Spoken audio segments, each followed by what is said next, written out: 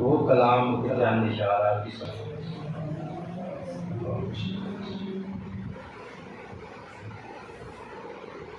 نحمده ونصلي على سيدنا ومولانا محمد نبي الأمين المكين الكريم الرؤوف الرحيم.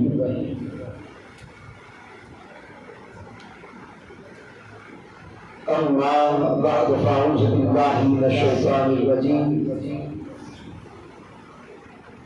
بسم الله الرحمن الرحيم.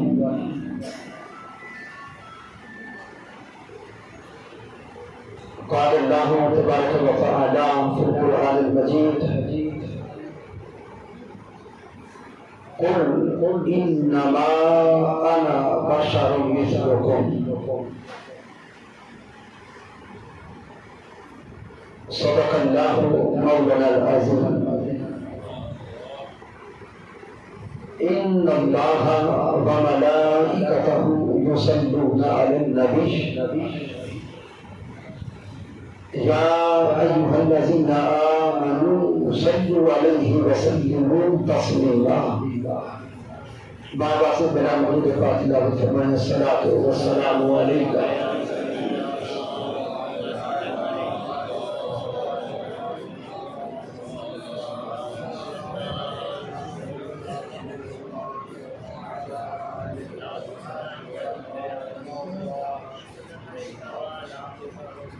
اللہ رب العزت کی توفیق سے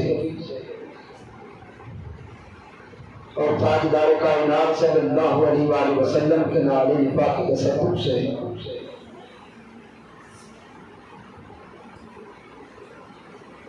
ہم ملک وار کی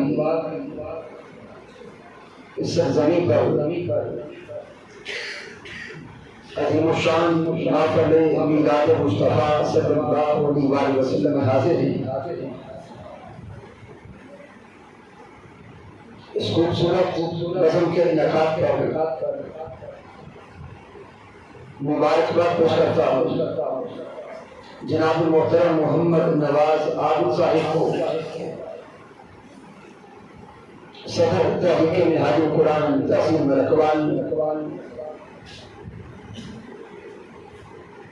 ان کے جمیع گھر کے احباب کو، تحریک منہاج القرآن ملکوال کے قائمین و کارکنان کو، اس مسجد کی انتظامیہ کے ساتھیوں کو،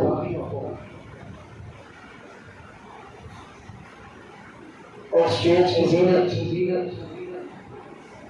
جمیع سادات کرام، مشائخ نظام، بالخصوص جناب محترم صاحب زادہ پیر سید تحسین حسین شاہ صاحب، جناب محترم حضرت علامہ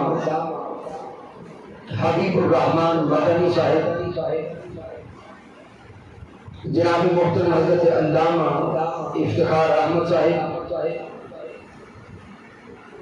محترم قاری محمد اقبال گوندر صاحب اور دیگر جمیع مشتاقان مصطفیٰ صلی اللہ علیہ وآلہ وسلم. رب کائنات کی بارگاہ اقدس میں دعا ہے کہ مالک کائنات ہم سب کی حاضری کو اپنی بارگاہ اقدس میں قبول فرمائے. سامعین، جو آیت کریمہ تلاوت کرنے کا شرف حاصل کیا ہے، قرآن مجید فرقان حمید کی یہ مشہور ترین آیت مبارکہ ہے.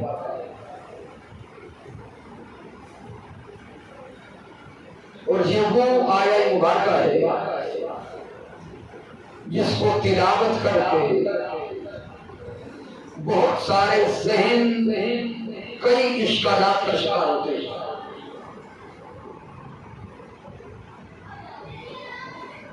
کہ اللہ رب العزت نے محبوب علیہ السلام سے فرمایا قل انما انا بشر مثلکم، کہ میرے سونے مصطفیٰ آپ اپنی پیاری پیاری زبان اقدس سے اعلان کر دیں کہ میں بشر ہونے میں تمہاری مثل ہوں۔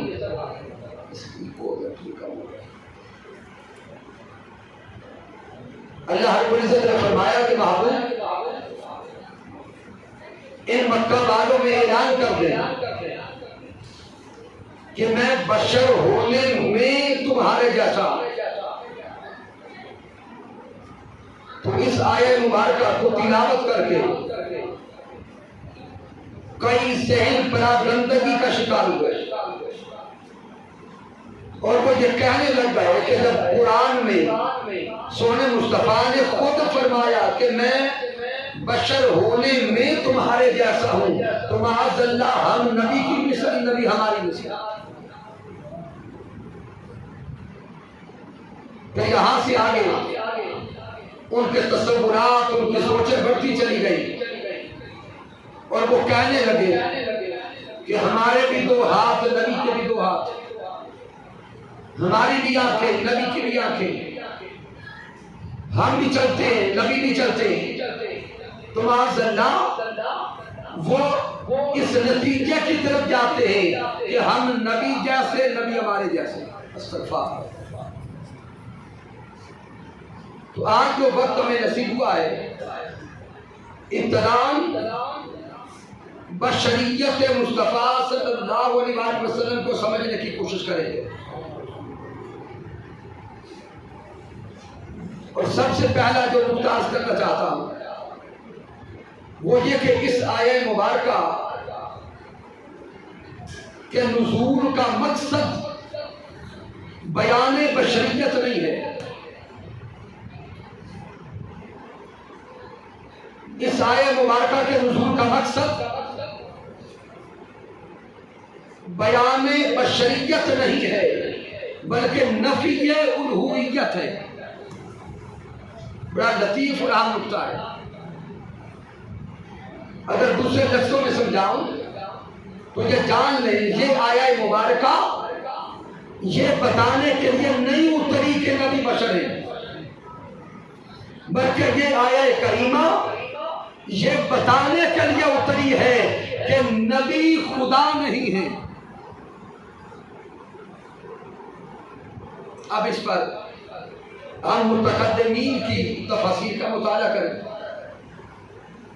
امام غازل کو پڑھیں، ابن کثیر کو پڑھیں، ابن عباس کو پڑھیں، یہاں تک کہ طبیان کو بھی پڑھیں گے تو اشارات مل جائیں گے کہ یہ آیہ مبارکہ نفی الوہیت کو بیان کرنے کے لیے اتری ہے۔ اب اگر کوئی کہے تو آیت کریمہ کے الفاظ تو بالکل صاف ہیں کہ میں بشر ہونے میں تمہاری مثل، تو آپ کہتے ہیں کہ بشریت مقصود نہیں ہے۔ سانی جانے کہ بشر کہتے کسے ہیں، لغت کی کتب کا مطالعہ کریں تو لفظ بشر کا معنی ظاہری جلد ہے۔ یہ جو انسان کی ظاہری کھال ہے، ظاہری جسم ہے، ظاہری جلد ہے، اس کو بشر کہتے ہیں۔ ظاہری جلد کو کوئی بات سمجھ آ رہی ہے؟ انسان کا یہ جو چہرہ مہرا ہے، شکل صورت ہے، انسان کی جلد کا جو لباس ہے، اس جلد کے لباس کو بشر کہتے ہیں۔ دیکھنا کہ ہم اپنے جسم پر ایک لباس پہنتے ہیں، یہ لباس کپڑے کا ہے۔ انسان کے اندر ایک روح ہے، وہ باطن ہے، اس روح کے اوپر مالک کائنات نے جسم کا لباس چڑھایا، جو جسم کا لباس ہے اس کو بشر کہتے ہیں، ظاہری جلد کو بشر کہتے ہیں۔ تو سامعین جب ظاہری جلد کو بشر کہتے ہیں تو میرے محمد مصطفیٰ کی یہ جو ظاہری جلد ہے یہ سارے مکہ والوں کے سامنے تھی. یہ جسم مصطفیٰ مکہ والوں کے سامنے تھا. ولادت مصطفیٰ مکہ والوں کے سامنے تھی. میرے آقا کا بچپن ان کے سامنے تھا. آقا کا لڑکپن ان کے سامنے تھا. آقا کا شباب اور جوانی ان کے سامنے تھا. شادی بیاہ ان کے سامنے تھا. کھانا پینا ان کے سامنے تھا. شکل و صورت ان کے سامنے تھی.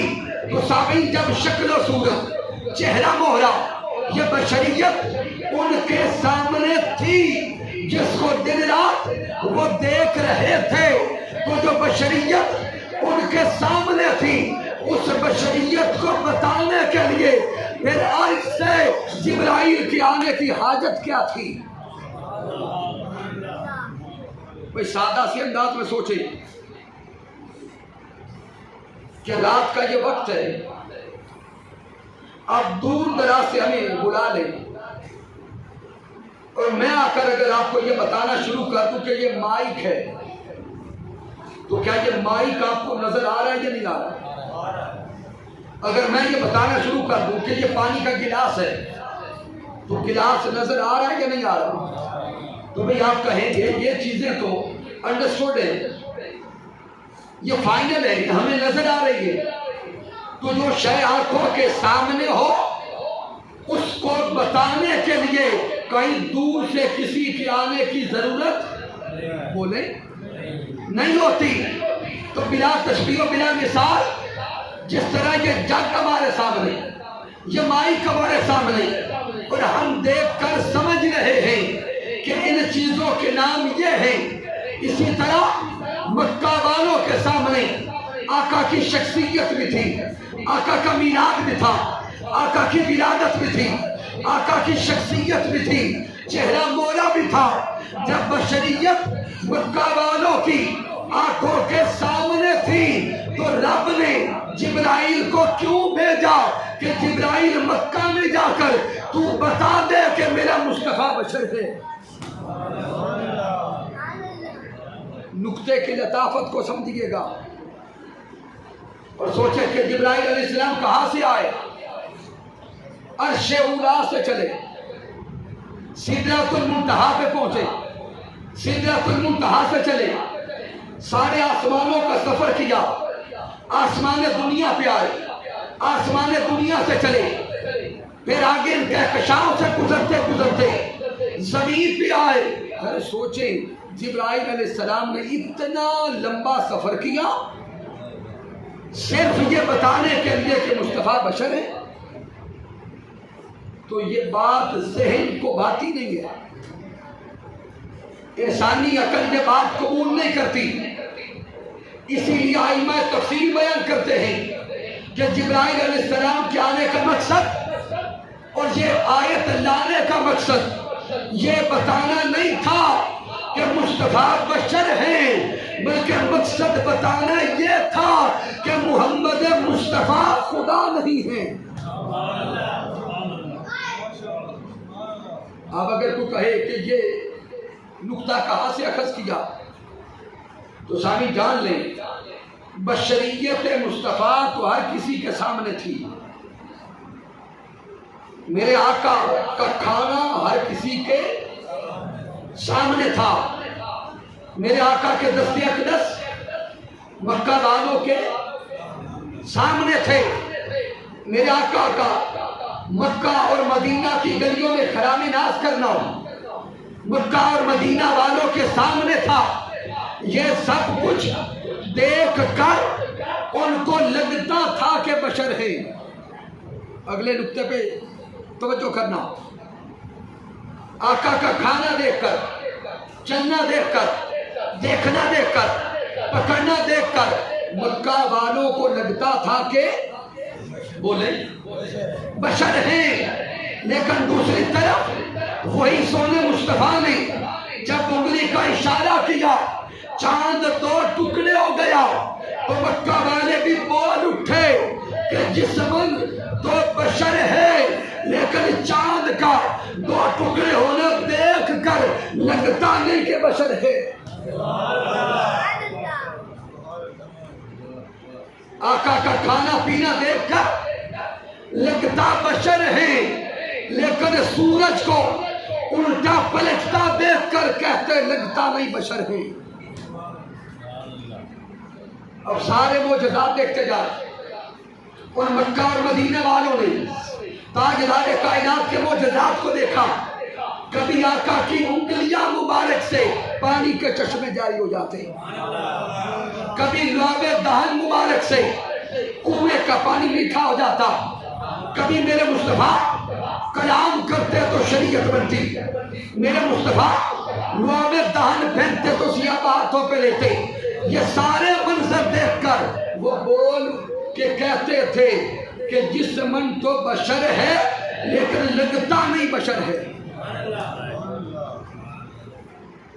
تو رب کائنات نے محبوب علیہ السلام سے فرمایا میرے سونے مصطفیٰ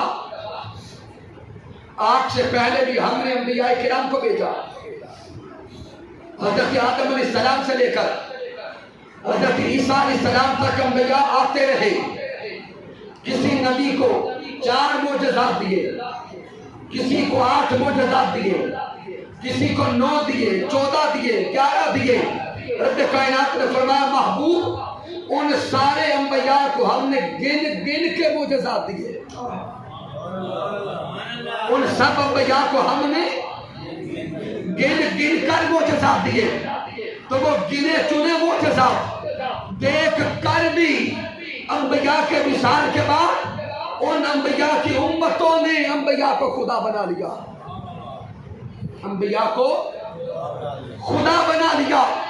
تو اللہ نے محبوب سے فرمایا میرے مصطفیٰ اس امت کا ہاضمہ بڑا کمزور ہوتا ہے، ان کی سمجھ بڑی کمزور ہوتی ہے. میرے اللہ نے فرمایا محبوب ان سب انبیاء کو محدود معجزات دیے. ان معجزات کو دیکھ کر بھی بعد میں قوموں نے خدا بنا لیا. فرق یہ ہے ان سب انبیاء کو چند معجزات دیکھ کر بھیجا. میرے سونے مصطفیٰ آپ کو معجزات دیکھ کر نہیں بھیجا، آپ کو سرتپا معجزہ بنا کے بھیجا.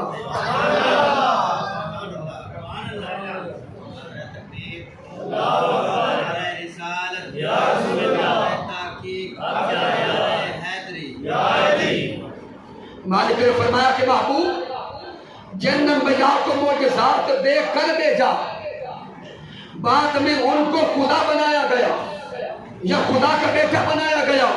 تو محبوب آپ تو سراپا معجزہ ہے. آپ کی ولادت بھی معجزہ، آپ کا لڑکپن معجزہ، آپ کی جوانی معجزہ، آپ کا مکہ میں آنا معجزہ، مدینہ کی گلیوں میں چلنا معجزہ، آپ کا کسی شے کو پکڑنا معجزہ، آپ کا کلام کرنا معجزہ، آپ کا دیکھنا معجزہ، آپ کا ہجرت کرنا معجزہ، پھر مدینہ میں آرام کرنا معجزہ، اس دنیا میں آنا بھی معجزہ، اس دنیا سے جانا بھی معجزہ. اس لیے میرے مصطفیٰ جانے سے پہلے اپنی زبان سے اعلان خود کر دیں دنیا والوں میں سراپا معجزہ تو ہوں لیکن مجھے خدا نہ سمجھنا، میں بشر ہونے میں تمہارے جیسا ہوں. سامعین جان لے یہ آیہ مبارکہ اظہار بشریت کے لیے نہیں، وہ تو ہر کسی کے سامنے تھی. بیان بشریت کے لیے نہیں، وہ تو ہر کسی کے سامنے تھی. یہ آیت نفی الوہیت کے لیے اتری ہے کہ مصطفیٰ کو خدا نہ کہنا. اب اس سے اور آگے چلیں، قرآن مجید فرقان حمید کا مطالعہ کریں.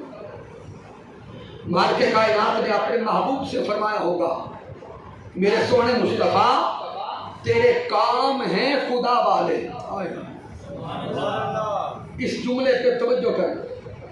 اللہ نے فرمایا ہوگا میرے محبوب تیرے کام ہیں، بھی گھبرائے نہیں، اونچا بول لے، توحید قائم رہے گی. اللہ نے محبوب سے فرمایا ہوگا میرے سونے مصطفیٰ تیرے کام ہیں خدا والے اس لیے خود اعلان کر دے کہ میں خدا نہیں ہوں.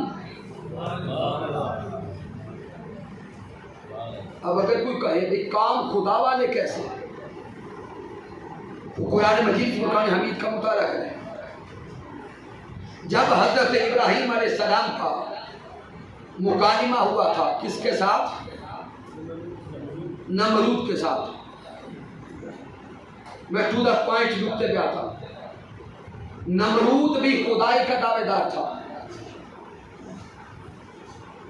جب حضرت ابراہیم علیہ السلام نے فرمایا کہ میرا رب تو وہ ہے جو موت بھی دیتا ہے اور حیات بھی دیتا ہے، تو نمرود نے کہا کہ یہ کام تو میں بھی کر لیتا.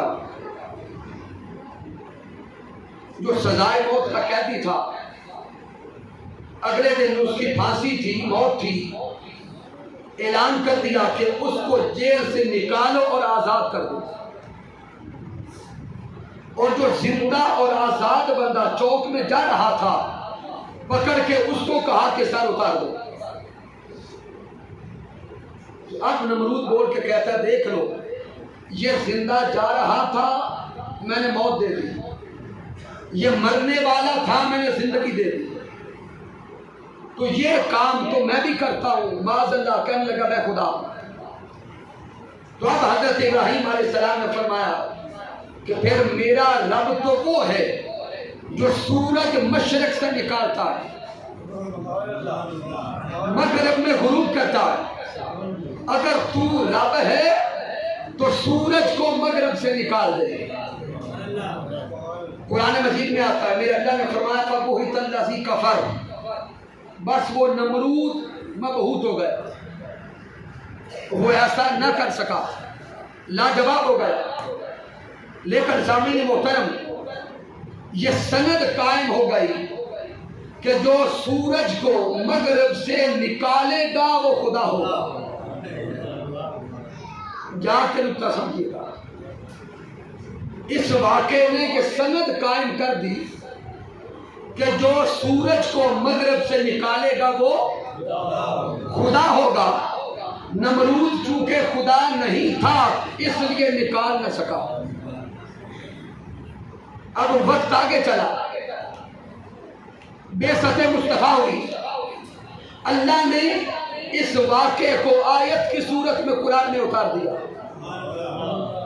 صحابہ کرام نے یہ آیت پڑھ لی اور صحابہ کرام کا بھی عقیدہ بن گیا اور سوچ بن گئی کہ جو سورج کو مغرب سے نکالے گا وہ خدا ہوگا.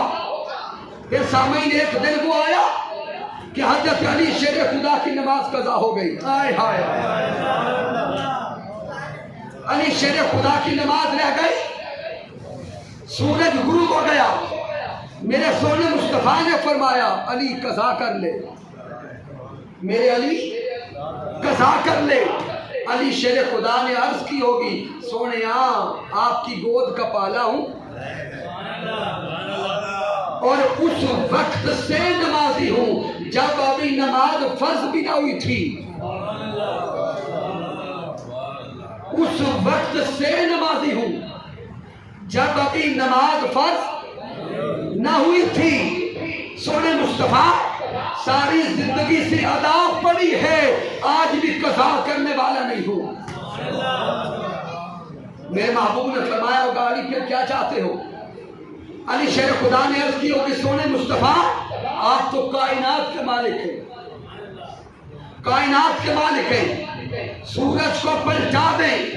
تو سامعین میرے سونے مصطفیٰ نے سورج کی طرف انگلی کا اشارہ کیا، وہ ڈوبا سورج غروب سے پھر طلوع ہو گیا. آئے ہائے، وہ ڈوبا سورج پھر مغرب سے لوٹ آیا. جب مغرب سے سورج نکل آیا تو اب قرآن کی سند تھی کہ جو سورج کو مغرب سے نکالے گا وہ خدا ہوگا.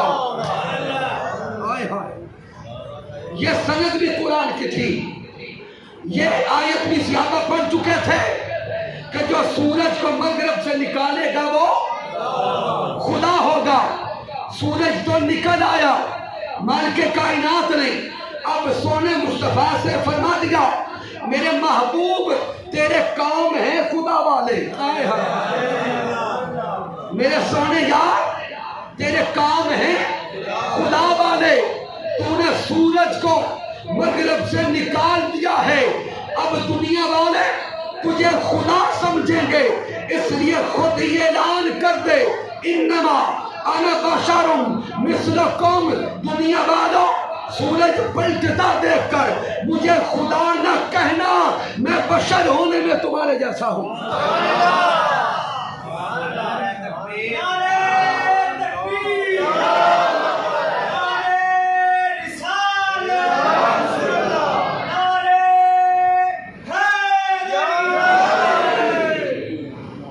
تو سامعین محترمان نے صرف اس آیہ مبارکہ سے ایک نقطہ عرض کیا ہے،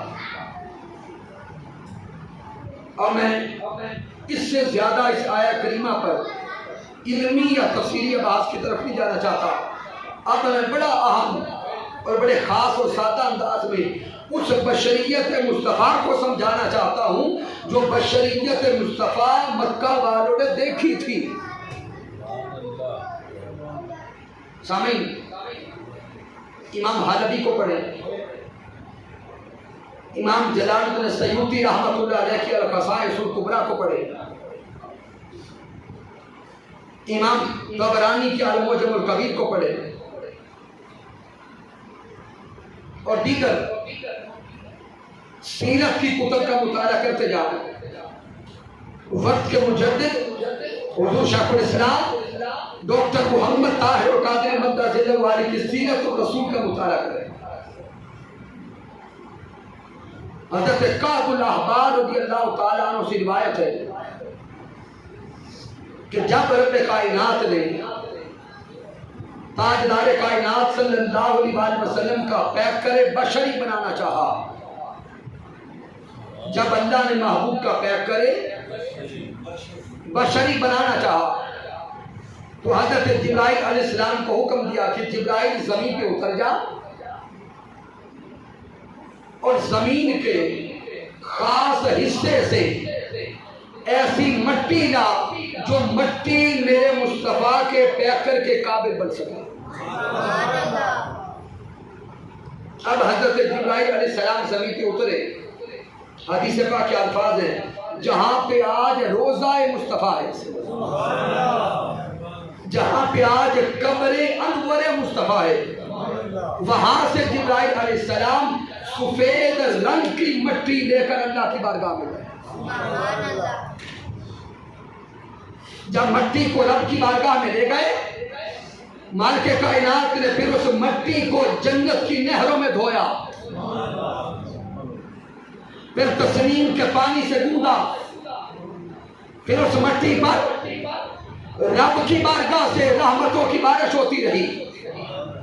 پھر اس مٹی کو کبھی اللہ نے حجابات حسن میں رکھا، کبھی حجابات صفات میں رکھا، کبھی حجابات ذات میں رکھا. اس مٹی کو رب کائنات نے ان حجابات کے پردوں میں رکھ کر جب وہ مٹی اس قابل ہو گئی کہ اس مٹی میں روح مصطفیٰ ڈالی جائے، پھر اس مٹی سے پیکر مصطفیٰ کو بنایا. کہنے میں تو مٹی ہے. سامعین اس آگے چلے، جامع ترمذی کا مطالعہ کریں اور یہ حدیث کئی احباب نے پہلے سنی ہوگی کہ جہاں سے کسی کے جسم کے لیے مٹی اٹھائی جاتی ہے اس کی قبر بھی وہی بنتی ہے، جہاں سے کسی کے پیکر کا خمیر لیا جاتا ہے اس کی قبر بھی وہی بنتی ہے. اب جہاں پر قبر انور مصطفیٰ ہے وہ جگہ کون سی ہے؟ سیاستہ کا مطالعہ کریں. میرے آقا نے فرمایا ما بین بیتی و منبری روضۃ من ریاض الجنہ. آقا نے فرمایا کہ میرے منبر سے لے کر میرے حجرے تک یہ ساری کی ساری جگہ ریاض الجنہ ہے.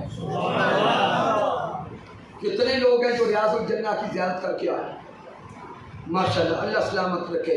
تصورات میں وہ ریاض الجنہ لا، میرے آقا نے فرمایا کہ میرے منبر سے لے کر میرے حجرہ اقدس تک یہ ساری جگہ جب بولے جنت ہے۔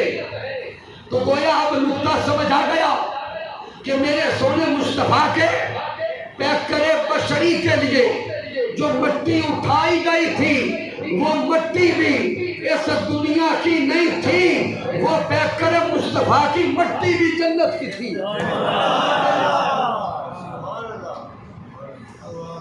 وہ مٹی بھی جنت کی تھی۔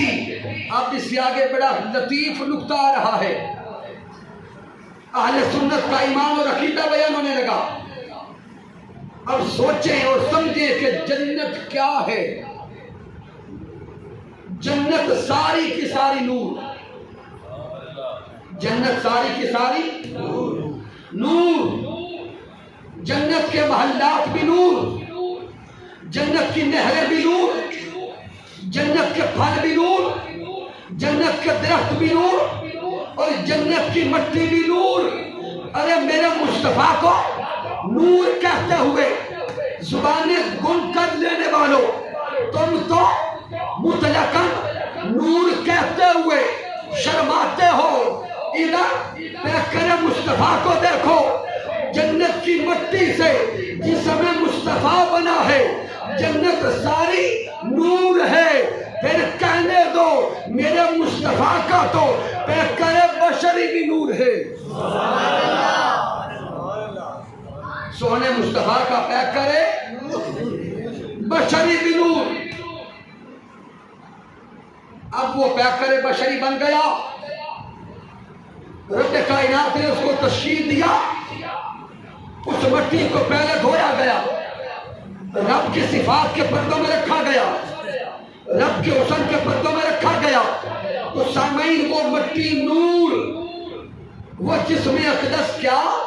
اونچا بولے اور اونچا بولے، جسم مصطفیٰ، جسم مصطفیٰ نور ہے۔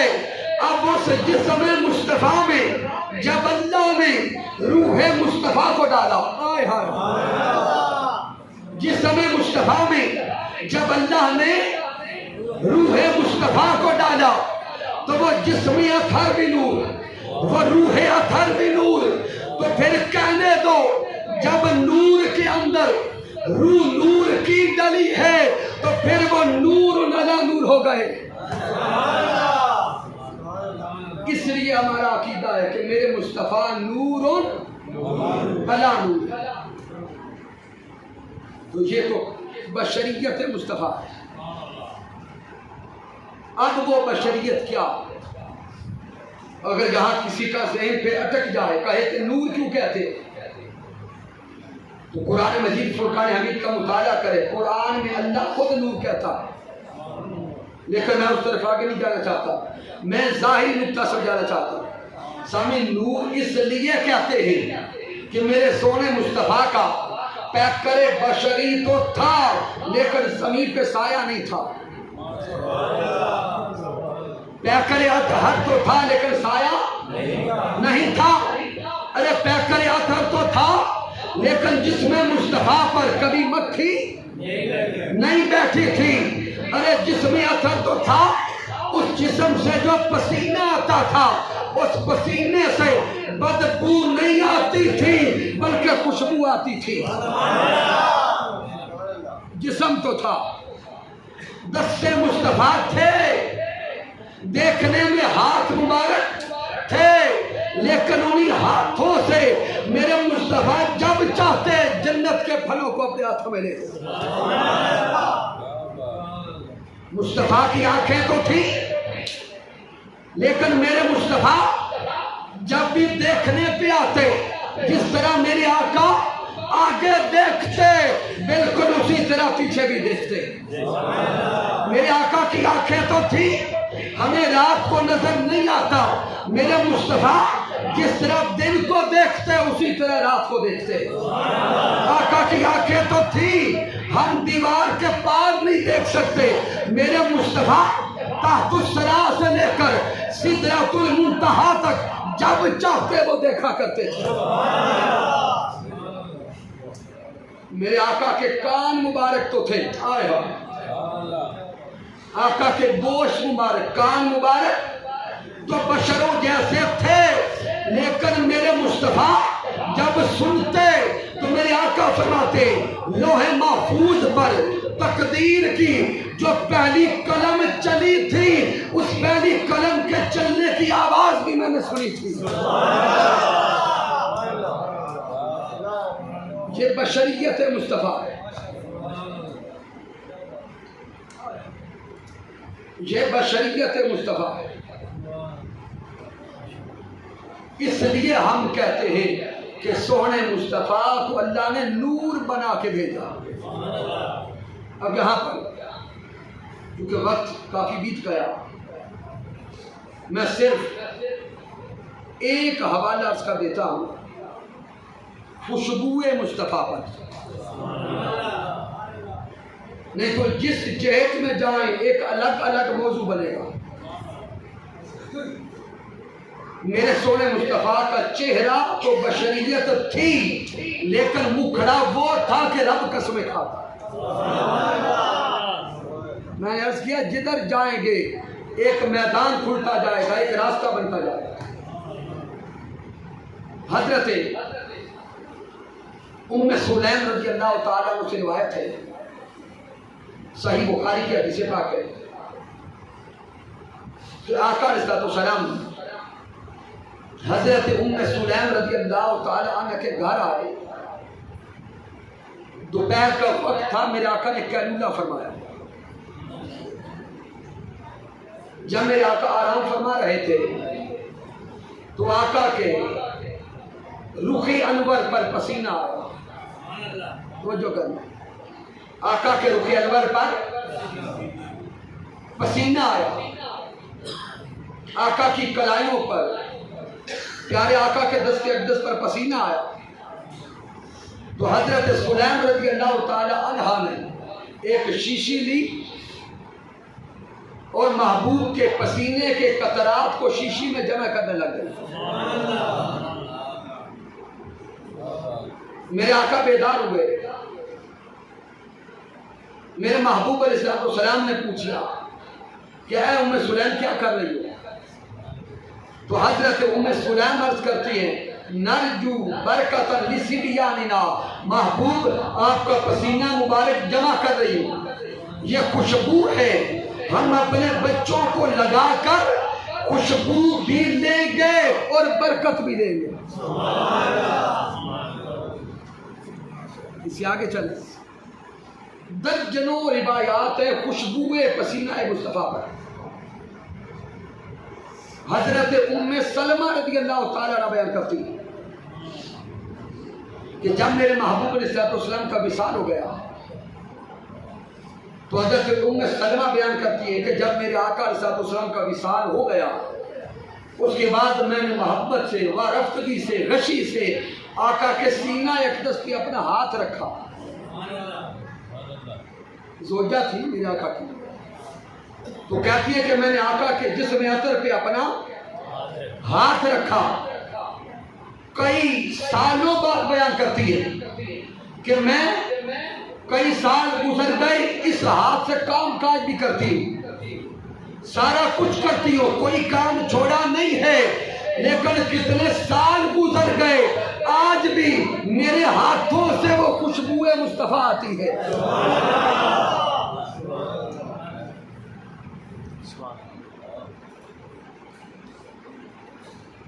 پھر شامل آپ اگر حدیث کی کتب کا مطالعہ کریں، بلکہ آپ نیٹ پہ گوگل پہ لکھ لیں، ایک ٹائٹل لکھے کہ خوشبو والوں کا گھر۔ یہ واقعہ بڑا لطیف اور عجیب ہے کہ ایک شخص غریب تھا اور میرے آقا کی بارگاہ میں آیا، آ کے عرض کرتا میرے حضور میری بیٹی کی شادی ہونے والی ہے اور میرے پاس اپنی بیٹی کو تحفہ میں دینے کے لیے خوشبو نہیں ہے، میری مدد کر دو۔ میرے آقا علیہ السلام نے فرمایا کہ گھر جاؤ ایک کھلے منہ والی شیشی لے کر آ، ساتھ لکڑی کا ایک ٹکڑا لا۔ وہ صحابی گئے اور ایک شیشی لا، میرے آقا نے وہ شیشی لے کر اور لکڑی کا ٹکڑا لے کر اپنی کلائی مبارک سے پسینے کے قطرات کو شیشی میں جمع کر دیا اور اپنے پسینہ اقدس کو جمع فرما کر اس صحابی کو دیا، فرمایا کہ یہ بیٹی کو تحفہ میں خوشبو دینا۔ چند دنوں بعد بارات تھی، شادی کا دن تھا، دلہن کو وہ خوشبو، وہ پسینہ مصطفیٰ دے دیا گیا۔ اب جب دلہن بیاہ کر اگلے علاقے میں گئی، نئی جگہ پر گئی، اس دلہن نے جب خود کو تیار کرنے کے لیے، سجانے اور سنوارنے کے لیے وہ خوشبو لگانا چاہی، ابھی شیشی سے ڈھکنا اتارنے کی دیر تھی کہ پورا محلہ خوشبو سے مہک اٹھا۔ پورے محلے میں خوشبوئیں پھیل گئی، محلے میں شور مچ گیا کہ ہمارے محلے میں یہ خوشبو کہاں سے آئی، یہ خوشبو کہاں سے آئی۔ پتہ کرتے کرتے پتہ چلا کہ یہ خوشبو تو فلاں بیٹی بیاہ کی آئی ہے، اس کے گھر ہے۔ اب اس محلے کے جو بڑے امیر لوگ تھے وہ جمع ہو کے سوچتے ہیں کہ گھر تو غریبوں کا ہے لیکن خوشبو ایسی ہے جیسی ہم کبھی لاکھوں میں بھی نہیں خرید کر لائے۔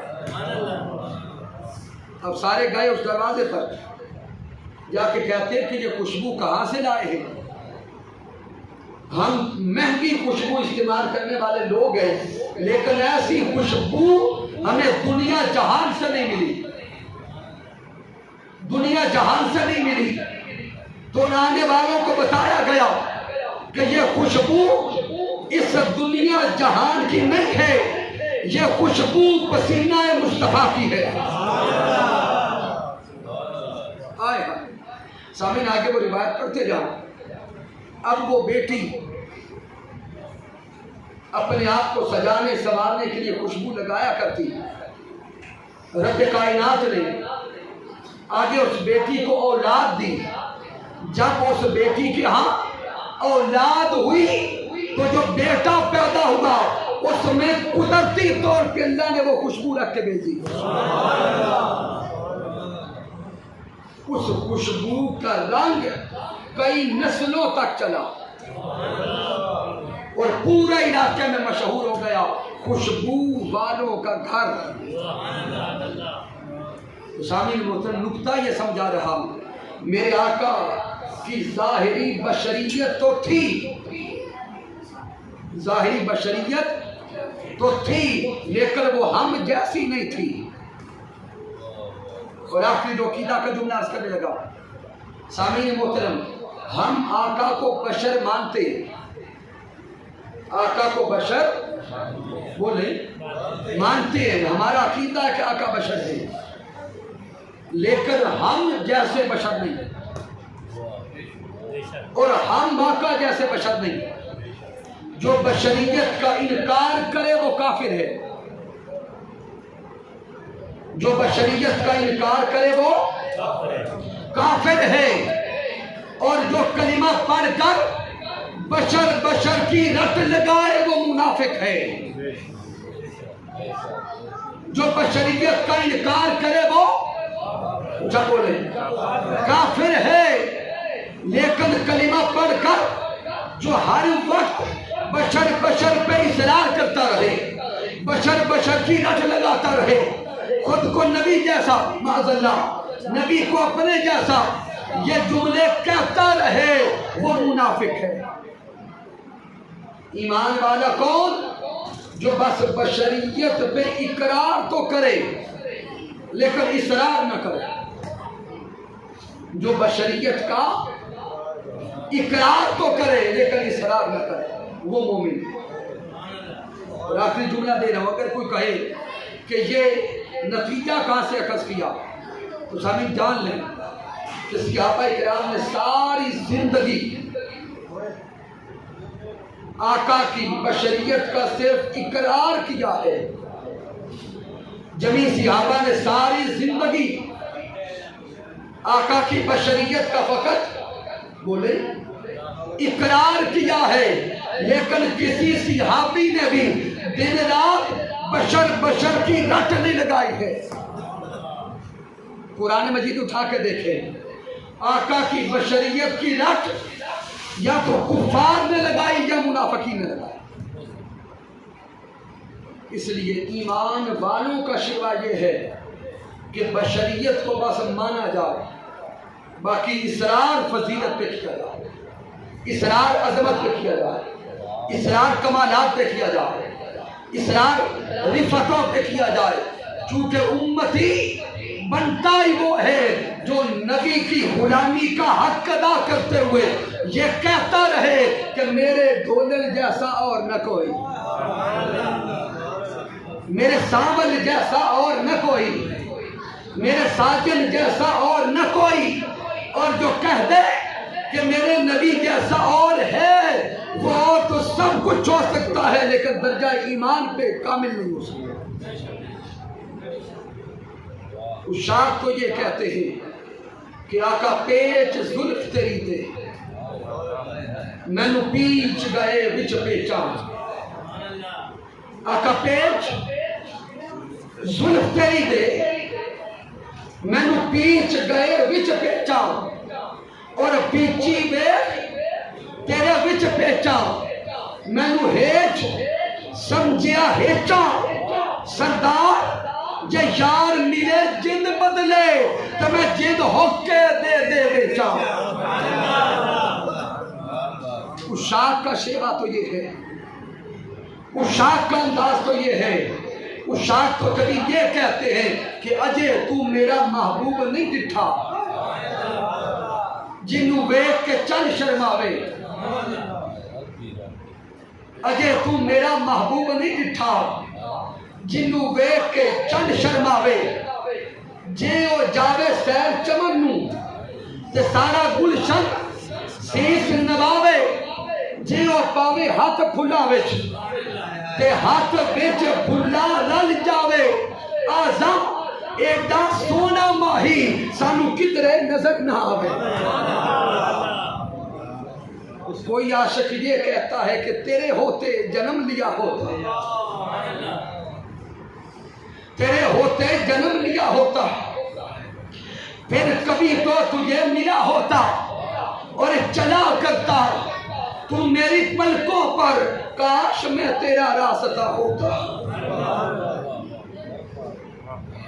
چلا کرتا تو میری پلکوں پر، کاش میں تیرا راستہ ہوتا. اور تو جو آتا میرے جنازے پر، تو جو آتا میرے جنازے پر، تیرے ہوتے میں مر گیا ہوتا، تیرے ہوتے میں مر گیا ہوتا، تیرے ہوتے میں مر گیا ہوتا.